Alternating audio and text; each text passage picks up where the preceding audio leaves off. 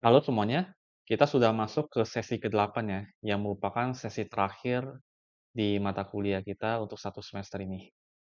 Jadi memang, kuliah di Universitas Terbuka ini satu semester kita 8 sesi ya. Nah kebetulan kita sudah masuk ke sesi terakhir di sesi 8. Nah, di topik terakhir ini kita akan membahas terkait dengan server dan juga tampilan desain layar ya. Nah, pertama kita masuk dulu ke bagian server. Apa sih server itu? Nah, server itu tuh merupakan sebuah tempat penyimpanan database dan juga sebagai wadah untuk sistem bisa beroperasional. Simpelnya seperti itu. Simpelnya seperti kita akses Facebook lah atau Instagram gitu ya. Nah, intinya itu kita masuk ke servernya mereka. Kita mengakses ke servernya mereka. Nah, jadi server itu ya tempat sistem itu berada sebenarnya, diinstal itu ya istilahnya ya. Gampangnya gitulah, diinstal, data-data tuh ada di semua seperti komputer itu. Nah, kita akses ke komputernya mereka. Sederhananya seperti itu. Nah, di sini saya lanjutin yang tadi ya. Contohnya tuh, sosial media, Instagram tadi ya, Instagram tadi. Nah, Instagram itu ya dia nggak akan jalan lah tanpa adanya server. Bisa dikatakan server itu ya kayak saya tambahin lagi ya, kayak panci gitu. Atau alat masak yang digunakan untuk memasak makanan. Nah, makanannya itu adalah Instagram-nya dan pancinya itu adalah alat makan alat masaknya ya, yaitu servernya gitu.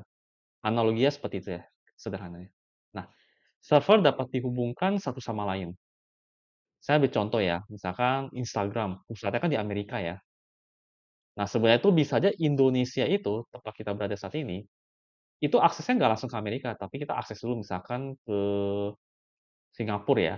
Nanti dari Singapura, itu baru akses ke Jepang misalkan contoh, dari Jepang baru ke Amerika. Nah, jadi kita nggak langsung sebenarnya akses langsung ke Amerika gitu. Karena kalau kita langsung akses ke server Amerika, itu akan lambat sekali. Nah, jadi kita menggunakan sistem yang namanya bridging, bridging antar server. Nah, tujuannya adalah untuk mempercepat prosesnya. Jadi nggak terlalu lama, proses loading-nya nggak terlalu lama. Nah, itu fungsi dari server. Nah, ada juga mengenai tampilan layar. Nah, tampilan layar ini juga memiliki peranan yang penting ya, karena tampilan layar ini yang akan menarik perhatian dari user experience orang yang menggunakan. Jadi semakin baik, semakin mudah, semakin lancar, itu akan membuat, seorang pengguna itu tuh bisa lebih lama ketika dia melihat tata layar dari sistem tersebut. Nah, untuk merancang tampilan itu memang dibutuhkan rasa, seni ya, dari pembuat tampilan, seperti rasa empati, jika jadi user tuh enak nggak ya pakainya? Nah, kira-kira kalau saya yang make nyaman nggak ya? Nah itu. Nah itu adalah pekerjaan dari seorang analis gitu.